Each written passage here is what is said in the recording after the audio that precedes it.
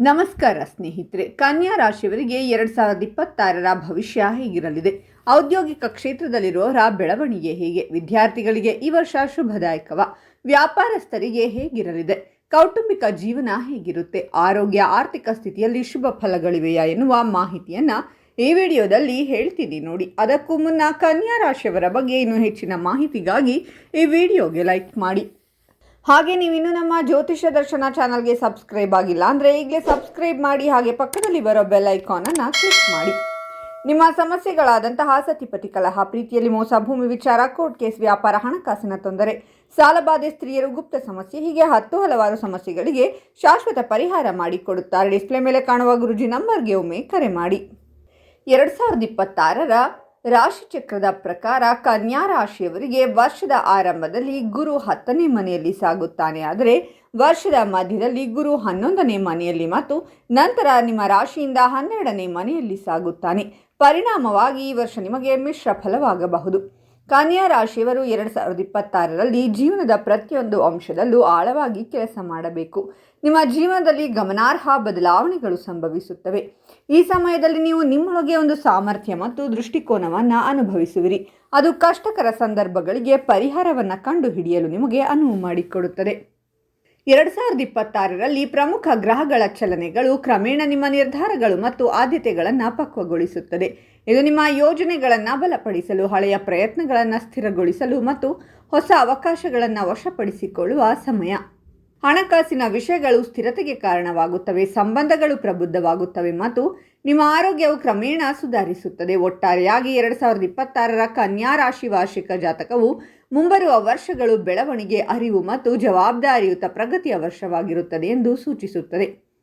ಮೊದಲನೆಯದಾಗಿ ಆರ್ಥಿಕ ಪರಿಸ್ಥಿತಿಯ ಬಗ್ಗೆ ನೋಡೋದಾದರೆ, ಈ ವರ್ಷ ಕನ್ಯಾ ರಾಶಿಯವರಿಗೆ ಕಠಿಣ ಪರಿಶ್ರಮ ಮತ್ತು ಸಾಮರ್ಥ್ಯಗಳಿಗೆ ಮನ್ನಣೆ ಸಿಗುತ್ತದೆ. ನೀವು ನಿಮ್ಮ ಕೆಲಸದ ಸ್ಥಳದಲ್ಲಿ ಹೆಚ್ಚು ಜಾಗರೂಕರಾಗಿ, ಶಿಸ್ತುಬದ್ಧರಾಗಿ ಮತ್ತು ಜವಾಬ್ದಾರಿಯುತರಾಗಿರುತ್ತೀರಾ.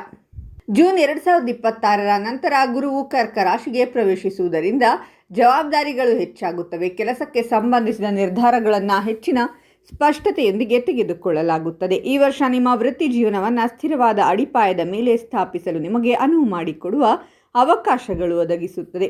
ವರ್ಷವಿಡೀ ಮೀನ ರಾಶಿಯಲ್ಲಿ ಶನಿಯ ಸ್ಥಾನವು ತಾಳ್ಮೆ ಮತ್ತು ಕಾರ್ಯತಂತ್ರದ ಅಗತ್ಯವಿರುತ್ತದೆ. ಉದ್ಯೋಗದಲ್ಲಿರುವವರಿಗೆ ಹಿರಿಯ ಸಹೋದ್ಯೋಗಿಗಳಿಂದ ಮಾರ್ಗದರ್ಶನ ಮತ್ತು ಬೆಂಬಲ ಸಿಗುತ್ತದೆ. ಇದು ಕೆಲಸದ ಸ್ಥಳದಲ್ಲಿ ಹೆಚ್ಚಿನ ಗೌರವಕ್ಕೆ ಕಾರಣವಾಗುತ್ತದೆ. ನೀವು ಹೊಸ ದಿಕ್ಕು ಅಥವಾ ಬದಲಾವಣೆಯನ್ನು ಯೋಜಿಸುತ್ತಿದ್ದರೆ ಈ ವರ್ಷ ಬಲವಾದ ಅಡಿಪಾಯವನ್ನು ಒದಗಿಸುತ್ತದೆ. ಅಕ್ಟೋಬರ್ ನಂತರ ಗುರುವಿನ ಸಿಂಹ ರಾಶಿಯ ಪ್ರವೇಶವು ನಾಯಕತ್ವ ಮತ್ತು ಮನ್ನಣೆಯನ್ನು ಸೂಚಿಸುತ್ತದೆ. ವ್ಯವಹಾರದಲ್ಲಿರುವವರಿಗೆ ಈ ಸಮಯವು ಸಂಪರ್ಕಗಳನ್ನು ವಿಸ್ತರಿಸುವುದು, ಯೋಜನೆಗಳನ್ನು ಮರು ಸಂಘಟಿಸುವುದು ಮತ್ತು ಶಾಶ್ವತ ಲಾಭಗಳನ್ನು ಸಾಧಿಸುವುದನ್ನು ಸೂಚಿಸುತ್ತದೆ. ಡಿಸೆಂಬರ್ 2026ರ ಕೊನೆಯಲ್ಲಿ ರಾಹು ಮತ್ತು ಕೇತುವಿನ ಸಂಚಾರವು ದೀರ್ಘಾವಧಿಯ ಚಿಂತನೆಯಲ್ಲಿ ಬದಲಾವಣೆಯನ್ನು ತರುತ್ತದೆ. ತಾಳ್ಮೆ ಮತ್ತು ಸ್ಥಿರತೆಯಿಂದ ಮಾಡಿದ ಪ್ರತಿಯೊಂದು ಪ್ರಯತ್ನವು ವರ್ಷದ ಅಂತ್ಯದ ವೇಳೆಗೆ ಸಕಾರಾತ್ಮಕ ಫಲಿತಾಂಶಗಳನ್ನು ನೀಡುತ್ತದೆ. ಯಾವುದೇ ಕೆಲಸದಲ್ಲಿ ಆತುರ ಪಡುವುದು ಹಾನಿಕಾರಕವಾಗಿದೆ. ವೃತ್ತಿ ಜೀವನದ ಬಗ್ಗೆ ನೋಡೋದಾದರೆ, 2026ನೇ ವರ್ಷವು ಕನ್ಯಾ ರಾಶಿಯವರಿಗೆ ವೃತ್ತಿ ಮತ್ತು ವ್ಯವಹಾರದ ವಿಷಯದಲ್ಲಿ ಯಶಸ್ಸನ್ನು ತರುತ್ತದೆ.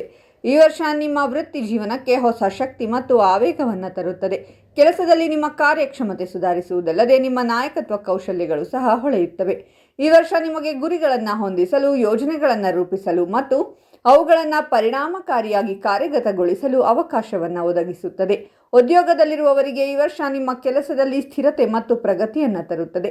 ಅನೇಕ ವ್ಯಕ್ತಿಗಳಿಗೆ ಹೊಸ ಜವಾಬ್ದಾರಿಗಳನ್ನು ನೀಡಲಾಗುವುದು. ಇದು ನಿಮ್ಮ ಸಾಮರ್ಥ್ಯಗಳನ್ನು ಮತ್ತಷ್ಟು ಬಲಪಡಿಸುತ್ತದೆ.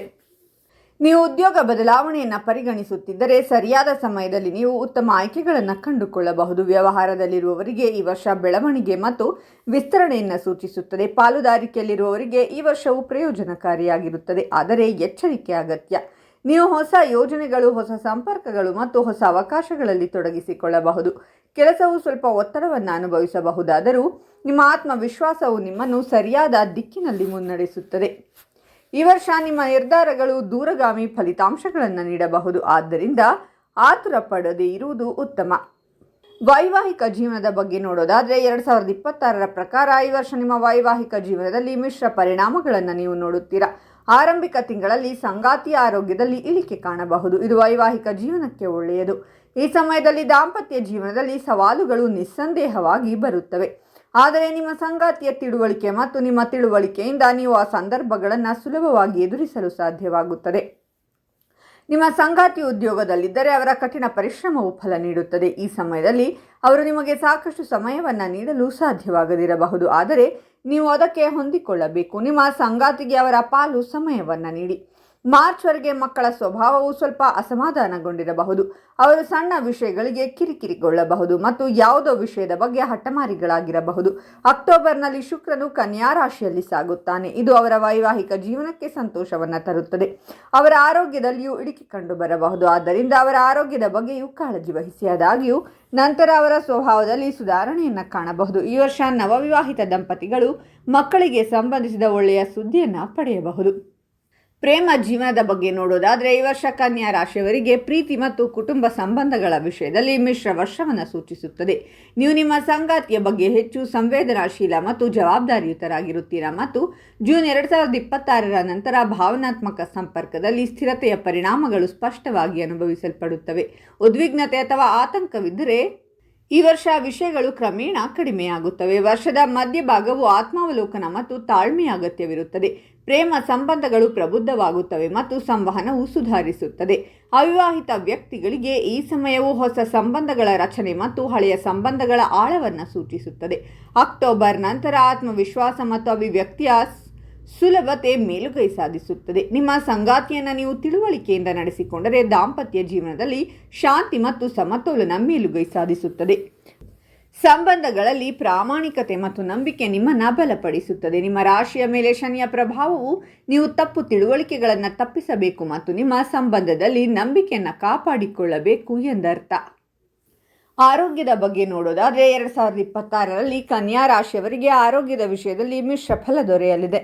ವರ್ಷದ ಆರಂಭವು ಸಾಮಾನ್ಯವಾಗಿರಲಿದೆ, ಆದರೆ ಆಯಾಸ, ಒತ್ತಡ ಅಥವಾ ಹವಾಮಾನದಿಂದ ಉಂಟಾಗುವ ಯಾವುದೇ ಸಮಸ್ಯೆಗಳ ಬಗ್ಗೆ ನೀವು ಜಾಗರೂಕರಾಗಿರಬೇಕು. ವರ್ಷವಿಡೀ ಮೀನರಾಶಿಯಲ್ಲಿ ಶನಿಯ ಸ್ಥಾನವು ಶಿಸ್ತು ಮತ್ತು ಕ್ರಮಬದ್ಧತೆಯ ಅಗತ್ಯವಿರುತ್ತದೆ. ಕ್ರಮೇಣ ನಿಮ್ಮ ಶಕ್ತಿ ಮತ್ತು ಸಹಿಷ್ಣುತೆ ಸುಧಾರಿಸುತ್ತದೆ. ಜೂನ್ 2026ರ ನಂತರ ಕರ್ಕಾಟಕ ರಾಶಿಗೆ ಗುರುವಿನ ಪ್ರವೇಶವು ನಿಮ್ಮ ಆರೋಗ್ಯದ ಅರಿವನ್ನು ಹೆಚ್ಚಿಸುತ್ತದೆ. ಈ ವರ್ಷ ಆರೋಗ್ಯಕರ ಮತ್ತು ಶಿಸ್ತಿನ ಜೀವನ ಶೈಲಿಯನ್ನು ಅಳವಡಿಸಿಕೊಳ್ಳುವುದು ಉತ್ತಮ ಸಮಯವಾಗಿದೆ. ಇನ್ನು ಶಿಕ್ಷಣದ ಬಗ್ಗೆ ಹೇಳಬೇಕು ಅಂದರೆ ಶಿಕ್ಷಣದ ವಿಷಯದಲ್ಲಿ ಕನ್ಯಾ ರಾಶಿಯವರಿಗೆ 2026 ವಿದ್ಯಾರ್ಥಿಗಳು ಈ ವರ್ಷ ಯಶಸ್ಸನ್ನು ಸಾಧಿಸಲು ಕಠಿಣ ಪರಿಶ್ರಮ, ಸಮರ್ಪಣೆ ಮತ್ತು ಆತ್ಮವಿಶ್ವಾಸವನ್ನು ಕಾಪಾಡಿಕೊಳ್ಳಬೇಕಾಗುತ್ತದೆ. ಅದೃಷ್ಟವು ಕಡಿಮೆ ಪ್ರಯತ್ನದಿಂದ ಹೆಚ್ಚಿನ ಯಶಸ್ಸಿಗೆ ಕಾರಣವಾಗುತ್ತದೆ.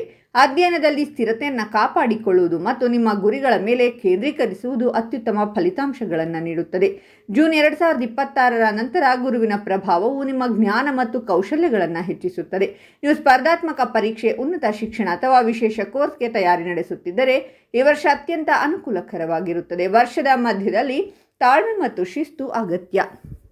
ಈ ವರ್ಷ ನಿಮ್ಮ ಯಶಸ್ಸಿಗೆ ಸಮಯ ನಿರ್ವಹಣೆ ಮತ್ತು ಸ್ವಯಂ ಶಿಸ್ತು ಪ್ರಮುಖವಾಗಿರುತ್ತದೆ. ನಿಮ್ಮ ಪ್ರಯತ್ನಗಳು ಮತ್ತು ಆತ್ಮವಿಶ್ವಾಸದ ಮುಂದೆ ನಿಮ್ಮ ಅಧ್ಯಯನದಲ್ಲಿನ ಸಣ್ಣ ಸವಾಲುಗಳು ಸಹ ತಡೆಯಲಾಗದು. ಓಂ ನಮಃ ಶಿವಾಯ ಅಂತ ಕಾಮೆಂಟ್ ಮಾಡಿ, ವಿಡಿಯೋವನ್ನು ಲೈಕ್ ಮಾಡಿ ಮತ್ತು ಎಲ್ಲರಿಗೂ ಶೇರ್ ಮಾಡಿ.